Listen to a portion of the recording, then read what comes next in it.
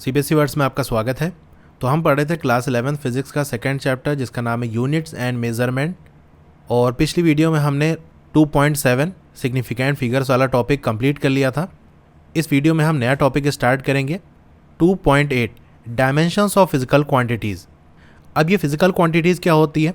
वो सारी क्वांटिटीज़ जिसे हम किसी भी इंस्ट्रूमेंट के ज़रिए मेज़र कर सकते हैं। जैसे लेंथ हो गया, मेज़र कर सकते हैं इसे। टाइम हो गया, मेज़र कर सकते हैं। मास, इसे भी मेज़र कर सकते हैं। फोर्स, वेलोसिटी, एक्सेलरेशन, ये सारी चीज़ें वो हैं जिसे हम मेज़र कर सकते हैं। तो ये सारी क्या कहलाएंगी? Physical quantities. तो इन्हीं के डायमेंशन के बारे में हम बात करेंगे। The nature of a physical quantity is describe by it's dimension. कोई भी फिजिकल क्वांटिटी है, उसका नेचर की हम बात करें, यानी क्या है, उसे कैसे डिस्क्राइब करोगे, तो उसके लिए हम क्या करते हैं? डायमेंशन का यूज़ करते हैं। All the physical quantities represented by derived units can be expressed in terms of some combination of 7 fundamental और base quantities। तो ये derived units क्या होती है, fundamental और base quantities क्या होती है, इसके बारे में चैप्टर की स्टार्टिंग में आपने पढ़ा होगा कि कुछ ऐसी यूनिट्स होती हैं जो फंडामेंटल होती हैं, यानी वो किसी से मिलकर नहीं बनी होती, उनकी अपनी एक अलग पहचान होती है। तो जो फंडामेंटल या बेस यूनिट्स या क्वांटिटीज़ हम कह सकते हैं वो कौन कौन सी है, थोड़ा सा हम इसे समझ लेते हैं। टोटल ये 7 होती है। पहली हम बात कर लेते हैं लेंथ की, इसकी एसआई यूनिट। देखिए, सारी यूनिट हम एसआई में ही बात करेंगे। तो क्या होती है? मीटर होती है। मास की बात कर लें तो इसकी केजी होती है। टाइम की बात कर लें तो इसकी सेकंड होती है, सबका हम सिंबल यूज़ कर रहे हैं। इलेक्ट्रिक करंट की बात कर लेते हैं, इसकी एम्पियर होती है, इसे ए से डिनोट करते हैं। थर्मोडायनेमिक टेम्परेचर या शॉर्ट में हम टेम्परेचर ही लिखते हैं, इसकी केल्विन होती है जिसे हम के से डिनोट करेंगे। और फिर आपका आता है लुमिनस इंटेंसिटी, यानी ये लाइट की इंटेंसिटी को मेज़र करने की यूनिट है, यानी इस क्वांटिटी में हम मेज़र करते हैं। इसकी जो एसआई यूनिट होती है वो कैंडिला होती है, जिसे शॉर्ट में हम सीडी लिखते हैं। ठीक है। फिर लास्ट में आपका आता है अमाउंट ऑफ सब्सटेंस, जिसे हम मोल में मेज़र करते हैं और शॉर्ट में लिखते हैं MOL। तो ये जो 7 हमारी है, ये क्या है? बेस यूनिट या बेस क्वांटिटी कह सकते हो, या फंडामेंटल यूनिट्स। इन्हीं का इस्तेमाल करके जब कोई दूसरी यूनिट बनाई जाती है तो वो डिराइव्ड यूनिट कहलाती है। अब जैसे हम बात कर लेते हैं वेलोसिटी की, तो वेलोसिटी का एसआई यूनिट क्या होती है? मीटर पर सेकेंड। तो ये मीटर कहाँ से लिया गया है? मीटर आपकी लेंथ की यूनिट होती है। इसी तरह जो सेकेंड है वो कहाँ से लिया गया है? टाइम की यूनिट होती है। तो लेंथ और टाइम, ये दोनों फंडामेंटल यूनिट का इस्तेमाल करके हमने वेलोसिटी की यूनिट बनाई है। तो वेलोसिटी की यूनिट क्या कहलाएगी? Derived units. तो जो फंडामेंटल या बेस यूनिट्स होती हैं वो किसी से मिलकर नहीं बनी होती, उनकी अपनी ओरिजिनल पहचान होती है। लेकिन जो डिराइव्ड यूनिट्स होती हैं वो फंडामेंटल या जिसे हम बेस यूनिट कहते हैं उनसे मिलाकर बनी होती है। तो जितनी भी फिजिकल क्वांटिटीज़ है जिसे हम डिराइव्ड यूनिट से रिप्रेजेंट करते हैं, जैसे वेलोसिटी का एग्जाम्पल है, उसे कैसे रिप्रेजेंट करते हैं? एक डिराइव यूनिट से, जो कि मीटर पर सेकेंड है, उसको हम एक्सप्रेस कर सकते हैं in terms of combination of 7 fundamental और बेस क्वांटिटीज़। यानी इस वेलोसिटी को हम क्या लिख सकते हैं? वेलोसिटी क्या है बेसिकली? आप कहोगे डिस्प्लेसमेंट अपॉन टाइम। डिस्प्लेसमेंट क्या है? एक तरीके की लेंथ ही तो है, और टाइम तो हमारा टाइम ही है। तो जो लेंथ है और टाइम है, ये दोनों बेस क्वांटिटीज़ हैं, और बेस क्वांटिटी के फॉर्म में हम वेलोसिटी को एक्सप्रेस कर सकते हैं। तो ये जो हमारी बेस क्वांटिटीज़ है, इन्हें हम 7 डायमेंशंस कह सकते हैं। यानी फिजिकल वर्ड के, हमारी जो फिजिकल वर्ड है उसके ये क्या है? 7 डायमेंशंस हैं, which are denoted with square brackets. तो हम कैसे डिनोट करते हैं? स्क्वायर ब्रैकेट के ज़रिए। तो अगर लेंथ की बात कर लें, लेंथ का क्या डायमेंशन होता है? तो लेंथ का आप सिंबल लिखोगे और उसके दोनों तरफ स्क्वायर ब्रैकेट लगा दोगे। ठीक है। लेंथ की बात की तो लेंथ का सिंबल हमारा L होता है और स्क्वायर ब्रैकेट में बंद कर दिया। मास की बात कर लेते हैं तो मास का सिंबल कैपिटल M होता है। ये सारे सिंबल आपको याद रखने हैं और स्क्वायर ब्रैकेट आपको लगा देना है। टाइम की बात कर लेते हैं तो टाइम का सिंबल कैपिटल T होगा, स्क्वायर ब्रैकेट के अंदर बंद। इलेक्ट्रिक करंट की बात कर लेते हैं तो इसका सिंबल हमारा A होगा, square bracket close. Thermodynamic temperature की बात कर लेते हैं तो इसकी एसआई यूनिट क्या होती है? केल्विन होती है। तो K से डिनोट करेंगे, कैपिटल K, स्क्वायर ब्रैकेट। इस तरीके से ल्यूमिनस इंटेंसिटी की बात कर लेते हैं, कैंडिला, इसे हम स्मॉल c और स्मॉल d से रिप्रेजेंट करते हैं और स्क्वायर ब्रैकेट में बंद। अमाउंट ऑफ सब्सटेंस की बात कर लें तो इसे हम क्या लिखते हैं? MOL और स्क्वायर ब्रैकेट में बंद। तो ये सारे जो हमने लिखे 7, ये क्या है? जो हमारे 7 डायमेंशंस हैं, इनको डिनोट करने का तरीका है। इसी तरीके से हम डायमेंशन को शो करके दिखाएंगे। तो डायमेंशन बेसिकली है क्या? The dimension of a physical quantity are the powers और exponent to which the base quantities are raised to represent that quantity. तो किसी भी फिजिकल क्वांटिटी का डायमेंशन क्या होता है? जो बेस क्वांटिटी है उसके ऊपर कितनी पावर लगी हुई है, या जिसे हम एक्सपोनेंट कहते हैं, ठीक है, कितनी पावर लगी हुई है, तो पावर की जो वैल्यू होगी वही उसका डायमेंशन कहलाएगा। इसको अभी हम एग्जाम्पल से डिस्कस करेंगे। पहले यहाँ देख लेते हैं, एक नोट पॉइंट है कि जो स्क्वायर ब्रैकेट है, किसी भी क्वांटिटी के जो दोनों तरफ हम स्क्वायर ब्रैकेट लगाते हैं यानी ओपन और क्लोज करते हैं, तो इससे ये पता चलता है कि हम डायमेंशन के बारे में बात कर रहे हैं उस क्वांटिटी के। यानी सिंपल हमने L लिख दिया तो ये डायमेंशन नहीं कहलाएगा, लेकिन अगर L के दोनों तरफ हम ब्रैकेट लगा दिए तो इसका मतलब हम इसके डायमेंशन के बारे में बात कर रहे हैं। तो सिंपल अगर हमारा L लिखा हुआ है, ब्रैकेट बंद है, इसका मतलब L की पावर 1 रही होगी, सिर्फ एक ही L है। तो अगर पावर 1 है इसका मतलब इसका डायमेंशन कितना है? 1 है, डायमेंशन की वैल्यू 1 होगी। तो मैकेनिक्स के अंदर, मैकेनिक्स क्या होता है डिटेल हमने फर्स्ट चैप्टर में डिस्कस की थी। ऐसे समझ लो यहाँ पर फोर्स, वेलोसिटी, एक्सेलरेशन, ये सारी चीज़ों की बात करते हैं। तो यहाँ पर जितनी भी फिजिकल क्वांटिटीज़ होती है उनको हम कैसे रिप्रेजेंट करते हैं? उनके जो डायमेंशंस होते हैं वो लेंथ का हो गया, मास का हो गया और टाइम का हो गया, ठीक है। इन्हीं 3 फॉर्म में इन जनरल हम रिप्रेजेंट करते हैं। तो एक एग्जाम्पल से इस बात को थोड़ा समझते हैं। जैसे हमको बताना है कि volume occupied by an object is expressed as a product of length, breadth and height. Volume कैसे निकालते हो? किसी का वॉल्यूम निकालना हो तो length multiply by breadth multiply by height होता है, ऐसे ही वॉल्यूम निकलता है। यानी जैसे हम मान लेते हैं कोई क्यूबॉइडल ऑब्जेक्ट है, उसका हमको वॉल्यूम निकालना है, इसी तरह निकलेगा। अब चाहे लेंथ ले लो या ब्रेथ ले लो या हाइट ले लो, ये भी एक तरह की लेंथ ही है, एक तरह की लंबाई ही है। अब वैल्यू अलग अलग होती है, इसीलिए अलग अलग हमने नाम रख दिया है। तो बेसिकली ये सब क्या है? लेंथ ही है एक तरह की। तो लेंथ का ही आपस में मल्टीप्लाई होता है, और लेंथ का सिंबल हमारा क्या होता है? इस तरह से हम L लिखते हैं कैपिटल और ब्रैकेट बंद। तो लेंथ का एक सिंबल हमारा ये हो गया मल्टीप्लाई बाय, ब्रेथ भी एक तरह की लेंथ ही है, तो यहाँ पर भी हम L लिखेंगे और ब्रैकेट इस तरह से बंद, मल्टीप्लाई का साइन। फिर जो हाइट है ये भी एक तरह की लेंथ है, तो इसके लिए भी हम L का सिंबल यूज़ करेंगे और ब्रैकेट बंद।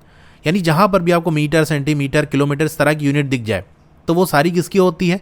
लेंथ की ही अलग अलग यूनिट होती हैं। तो जो डिस्टेंस हो गया या ब्रेथ हो गया या हाइट हो गया, ये सारी एक तरह से लेंथ का ही फॉर्म होती हैं। इसको मल्टीप्लाई करेंगे तो मल्टीप्लाई कर क्या लिख सकते हैं कि लेंथ इस तरह से ब्रैकेट इसकी पावर 3 ये लिख सकते हैं, क्यूब हो जाएगा। या इसका जो सही तरीका है वो ये कि जो पावर है वो ब्रैकेट के अंदर ही रखो, L लिखेंगे, पावर 3 लगाएंगे और ब्रैकेट बंद। अब मैं आपसे पूछूं कि वॉल्यूम के अंदर लेंथ की क्या डायमेंशन है, तो देख लो लेंथ के ऊपर क्या पावर है? 3 पावर है ना। तो यही आप बता दोगे कि वॉल्यूम के अंदर लेंथ की डायमेंशन 3 है।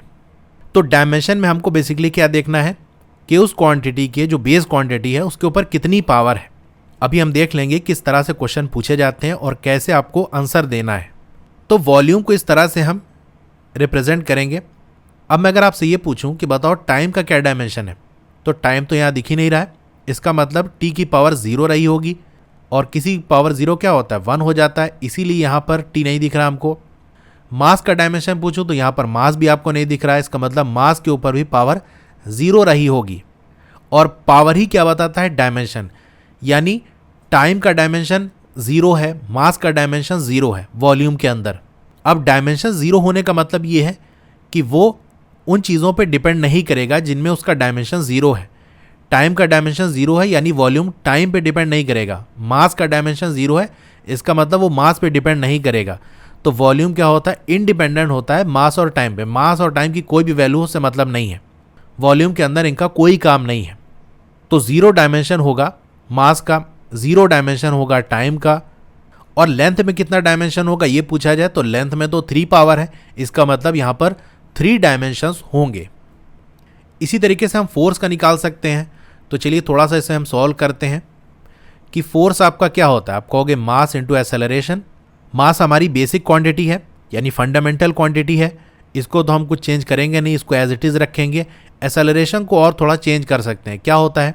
Change in velocity upon time, यानी v/t लिख सकते हैं। वेलोसिटी क्या होता है? हमने देखा था डिस्प्लेसमेंट अपॉन टाइम, यानी यहाँ पर भी थोड़ा सा हम बदलाव और कर सकते हैं।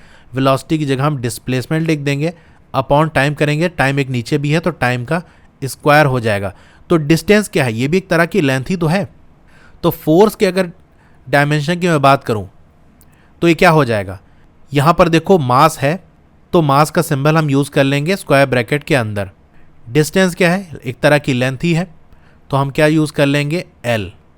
टाइम का क्या यूज करते हैं, टी यूज करते हैं, लेकिन ये कैसे है, डिनोमिनेटर में है तो हम टी यूज करेंगे। अच्छा टी का स्क्वायर है यानी इसका डायमेंशन क्या होगा, यहां पर पावर 2 होगी और ये ब्रैकेट बंद। अब इस टी को अगर ऊपर ले जाएं तो हम इस तरह से लिख सकते हैं, ठीक है, एम हो गया और ये हमारा एल हो गया और टी की पावर -2 हो जाएगा फिर, और इस तरह से ब्रैकेट बंद। तो इस तरीके से हम डायमेंशंस को शो कर सकते हैं। अब यहाँ पर एनसीईआरटी में थोड़ा कंफ्यूजिंग फॉर्म में दिया हुआ है कि जो डायमेंशन होता है वो बेसिकली पावर होती है, लेकिन यहाँ पर डायमेंशन को उसके फॉर्मूले के फॉर्म में लिख दिया है, जबकि डायमेंशनल फॉर्मूला एक अलग चीज़ होती है। तो यहाँ पर फोर्स को इस तरह से लिख के देखो, इस तरह से लिख दिया है, तो ये जो है वो डायमेंशनल फॉर्मूला है, लेकिन जो डायमेंशन होगा वो पावर होगी, जो कि यहाँ आगे लिखा हुआ है। तो फोर्स के बारे में बात करें, फोर्स की डायमेंशन क्या है, तो इसका आंसर आप लिखोगे, यानी आपसे ये क्वेश्चन पूछ लिया जाए what is the dimension of force, इस तरह से आपसे क्वेश्चन पूछ लिया, तो आप आंसर में क्या लिखोगे। तो प्रॉपर जो सही आंसर है वो तो ये होना चाहिए कि फोर्स हैज 1 डायमेंशन इन मास। मास में कितना डायमेंशन है देख सकते हो, इसकी पावर 1 होगी, 1 को तो हम लिख के दिखाते नहीं है। लेंथ की बात कर लें तो लेंथ की पावर भी 1 रही होगी, 1 डायमेंशन इन लेंथ, और टी के ऊपर कितनी पावर है, -2 पावर है, तो लिखोगे -2 डायमेंशन इन टाइम। बस इतनी ही डायमेंशन हमको शो कर रहा है, इसके अलावा और भी जो क्वांटिटीज़ हैं उनके डायमेंशन तो यहाँ पर दिख नहीं रही, यानी उनकी पावर 0 रही होगी। तो the dimension in all other base quantities are 0। तो प्रॉपर आंसर तो ये है, लेकिन यहाँ पर एनसीईआरटी में थोड़ा सा आपको इस तरह से दिया हुआ है कि आप स्टार्टिंग में देखोगे क्या लिखा हुआ है, डायमेंशन ऑफ फोर्स आर, ये लिखा हुआ है। तो क्या करना, आपसे ये क्वेश्चन पूछे what is the dimension of force, तो आप पूरा यहाँ से आंसर लेके यहाँ तक लिख देना, और चाहो तो ये वाली जो लाइन है ये भी लिख देना, वैसे ज़रूरी नहीं है, बस यहाँ से लेके यहाँ तक आप लिख दोगे तो आपका काम हो जाएगा। डायमेंशन ऑफ फोर्स आर, इस तरह से लिख के ये लिख के, दस the force has 1 dimension in mass, 1 dimension in length and -2 dimension in time. वैसे सही आंसर तो यहाँ से होना चाहिए, द फोर्स से ही। अब ये देख लेना आपके स्कूल में टीचर किस तरह से लिखा रहे हैं, यहाँ पर एनसीईआरटी में थोड़ा सा मिक्सअप कर दिया है, इसीलिए दोनों ही आप शो कर देना। जो यहाँ पर एनसीईआरटी में एक अलग चीज़ शो कर रहा है उसको भी लिख देना, और जो प्रॉपर इसका डिफिनीशन होती है जैसे लिखा जाता है आंसर, वो भी लिख देना। इस चीज़ को और क्लियर करने के लिए मैं एक और एग्जाम्पल ले लेता हूँ। जैसे यहाँ पर फोर्स की जगह हम ले लेते हैं वर्क ले लेते हैं, ठीक है, what is the dimension of work, तो इसका आंसर आप क्या लिखोगे। पहले यहाँ पर हम आंसर निकाल लेते हैं, उसके बाद कैसे रिप्रेजेंट करना उसको हम देख लेंगे। तो बेसिकली वर्क क्या होता है, फोर्स इनटू डिस्प्लेसमेंट। तो फोर्स का डायमेंशन हमने यहाँ पर ऊपर निकाला है, बस यहाँ पर हमको क्या करना है, डिस्प्लेसमेंट को मल्टीप्लाई करना है, यानी एक और लेंथ जाके मल्टीप्लाई हो जाएगी। तो इसमें कुछ नहीं होगा, देखो मास का वैसे ही रहेगा, लेंथ एक और आ गई यानी लेंथ की पावर 2 हो जाएगी, और टाइम हमारा -2, ये आपका हो गया। वैसे ये डायमेंशनल फॉर्मूला होता है, लेकिन यहाँ पर आपके एनसीईआरटी में देखो फोर्स का क्या लिखा है, डायमेंशन इस तरह से लिखा हुआ है, तो ये थोड़ा सा सही नहीं है, लेकिन जैसा आपकी बुक में लिखा हो उस तरह से मैंने बता दिया। तो आंसर आप कैसे दोगे ये आप समझ लो। The dimensions of work are, पहले फोर्स का आप डायमेंशन लिख लोगे, ऐसा ही आपके एनसीईआरटी बुक में, यानी पीछे आप देखोगे तो उसी तरह से लिखा हुआ है। तो जैसा आपके बुक में लिखा है उस तरह से मैं बता देता हूँ। वैसे वो सही तरीका नहीं है डायमेंशन लिखने का, डायमेंशन बेसिकली पावर की वैल्यू होती है। तो आपके स्कूल में आपके टीचर जिस तरह से बताएं उसी तरीके से आप आंसर लिख देना। यहाँ पर मैं दोनों तरीके से लिख के दिखा देता हूँ, यानी आप आंसर में बेसिकली दोनों लिख दोगे तो आपका वैसे सही हो जाएगा। तो फोर्स का डायमेंशन हमारा क्या है, ml की पावर -2। इसमें हम क्या करते हैं, डिस्प्लेसमेंट मल्टीप्लाई करते हैं। तो डिस्प्लेसमेंट क्या है, लेंथ है, तो इस तरह से हम l लिख देंगे। The dimension of work are, ये हमने लिख दिया। आगे लिखोगे 10, द वर्क हैज़, मास में कितना डायमेंशन है, मास में कितनी पावर है, 1 है, तो यही लिखोगे 1 डायमेंशन इन मास।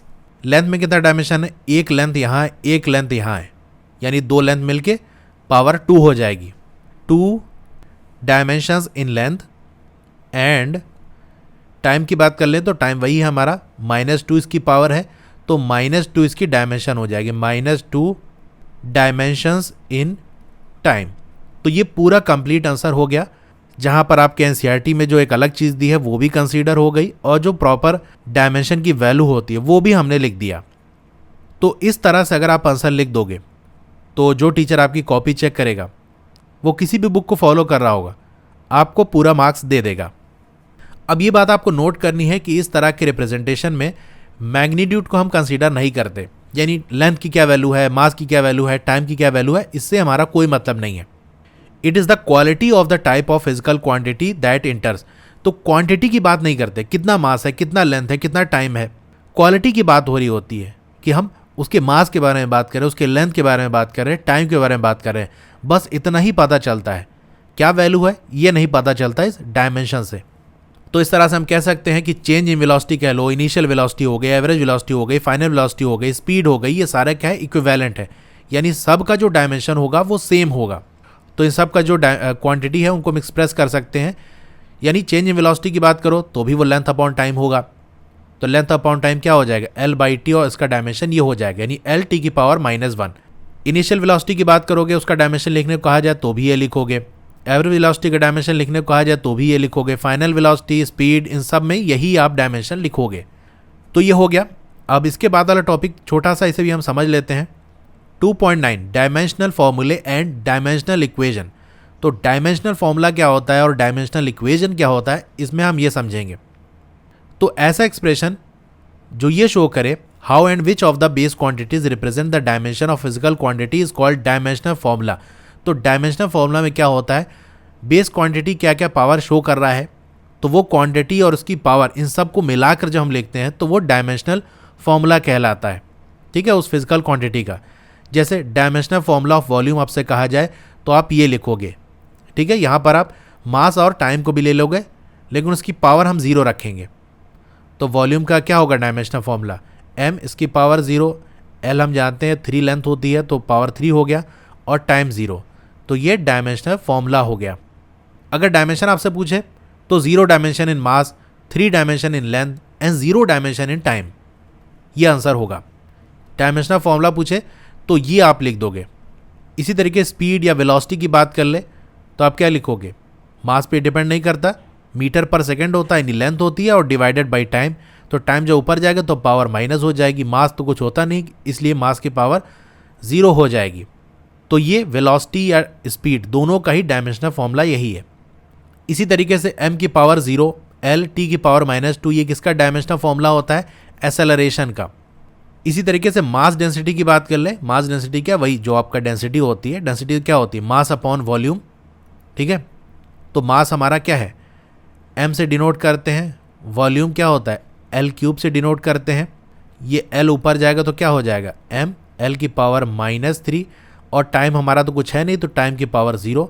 इसको इस तरह से ब्रैकेट में बंद कर दोगे तो ये क्या हो जाएगा, मास डेंसिटी का डायमेंशनल फॉर्मूला, जो कि यहाँ पर लिखा हुआ है। अब डायमेंशनल इक्वेशन क्या होता है, वो इक्वेशन जो कि ऑब्टेन होती है जब हम इक्वेट करते हैं फिजिकल क्वांटिटी को उसके डायमेंशनल फॉर्मूले से, तो हमारी डायमेंशनल इक्वेशन बनती है। तो डायमेंशनल इक्वेशन को एक तरह से डिफाइन इस तरह से कर सकते हो, dimensional equations are the equations which represent the dimension of a physical quantity in term of base quantities. Example हम बात कर लेते हैं, अगर आपसे पूछ लिया जाए कि डायमेंशनल इक्वेशन लिखो वॉल्यूम की, तो क्या लिखोगे, वॉल्यूम का सिंबल लिखोगे और स्क्वायर ब्रैकेट बंद कर लोगे, इक्वल का साइन लगाओगे, उसके बाद डायमेंशनल फॉर्मूला लिख दोगे। स्पीड की पूछे तो स्पीड के सिंबल को ब्रैकेट के अंदर स्क्वायर ब्रैकेट में बंद करोगे, इक्वल का साइन लगाओगे और स्पीड का जो डायमेंशनल फॉर्मूला है वो लिख दोगे। ठीक है, इक्वेशन में बेसिकली क्या होता है, इक्वेट ही कर रहे होते हैं, इक्वल का साइन लगा होता है, तो उसी तरह से करना है। फोर्स की बात कर ले तो फोर्स का F लिखोगे, ब्रैकेट में बंद, इक्वल का साइन, फोर्स का डायमेंशनल फॉर्मूला लिख दोगे। मास डेंसिटी आपकी रो से डिनोट होती है, तो रो को आप स्क्वायर ब्रैकेट में बंद करोगे, इक्वल का साइन, और ये उसका डायमेंशनल फॉर्मूला। तो ये डायमेंशनल इक्वेशन हो गई। तो फॉर्मूला सिर्फ ये वाला हो गया। फॉर्मूला पूछे आपको, मान लो वॉल्यूम का पूछे तो ये लिख दोगे डायमेंशनल फॉर्मूला, डायमेंशनल इक्वेशन पूछे तो ये पूरा लिख दोगे, और सिंपल आपसे डायमेंशन पूछे तो आप लिखोगे 0 dimension in mass, 3 dimension in length and 0 dimension in time. ठीक है, ये हो गया। तो ये तीनों चीज़ें आप समझ गए होंगे इनमें क्या डिफरेंस है, क्या पूछे तो क्या लिखना है। एक बार मैं यहाँ पर लिख के आपको दिखा देता हूँ, इसे नोट डाउन कर लेना। ठीक है, तो इसे आप नोट कर सकते हो या स्क्रीनशॉट ले सकते हो। डायमेंशंस पूछे तो ये आप लिख देना आंसर, डायमेंशनल फॉर्मूला पूछे तो ये आंसर लिख देना, डायमेंशनल इक्वेशन पूछे तो इस तरह से आप लिख देना। ठीक है, the dimensional equation can be obtain from the equation representing the relation between the physical quantities. तो डायमेंशनल इक्वेशन में क्या होता है, फिजिकल क्वांटिटीज के बीच में क्या रिलेशन है वही शो होता है। The dimensional formula of a large number and wide variety of physical quantities derive from the equation representing relationships among other physical quantities and expressed in term of base quantities are given in appendix 9। ठीक है, तो आप book के बिल्कुल पीछे side में जाओगे तो वहाँ पर आपको बहुत सारे डायमेंशंस के बारे में डिस्कशन किया गया है। उसका डायमेंशनल फॉर्मूला दिया हुआ है, सिंबल और क्वांटिटीज़, उसका फॉर्मूला, ये सारी चीज़ें दी हुई है। ठीक है, तो वहाँ से आप जाकर देख सकते हो। तो बेसिकली आपसे क्या पूछा जाएगा, जैसे स्कूल लेवल की बात कर लें तो यहाँ पर किसके डायमेंशन पूछे जा सकते हैं, वो सारी चीज़ें जो एग्ज़ाम से पहले आप सीख चुके होंगे। ठीक है, जूनियर क्लासेस में जो जो क्वांटिटीज़ के बारे में आपने पढ़ा होगा, जिनके फॉर्मूले आपने पढ़े होंगे, या क्लास 11th के अंदर भी जहाँ तक आपका सिलेबस में डिस्कशन हो गया होगा, वहाँ जिन जो चीज़ों के बारे में आपने पढ़ा होगा, जिनके फॉर्मूले आपने पढ़े होंगे, उन सब के डायमेंशन के बारे में पूछा जा सकता है। तो आज के इस वीडियो में इतना ही। और भी वीडियोज़ अगर आपको देखनी है, पिछली जो वीडियोज़ है या आगे जो भी वीडियोज़ आएंगी, उन सब का लिंक आपको डिस्क्रिप्शन में मिल जाएगा। ठीक है, चैप्टर वाइज मैंने प्लेलिस्ट बनाई है, तो जिस चैप्टर की वीडियो आपको देखनी है उस चैप्टर की प्लेलिस्ट आप ओपन करोगे, वहाँ से आप देख सकते हो। तो आपको ये वीडियो कैसी लगी कमेंट करके ज़रूर बताइए। अच्छी लगी हो तो लाइक करिए, और अगर आप चैनल पर नए हैं तो सब्सक्राइब ज़रूर करिए। उसके बगल में एक बेल का आइकन होगा, उसको दबा के ऑल पे क्लिक कर देंगे तो जब भी नई वीडियो आएगी आपको मैसेज आ जाएगा। Okay, thank you.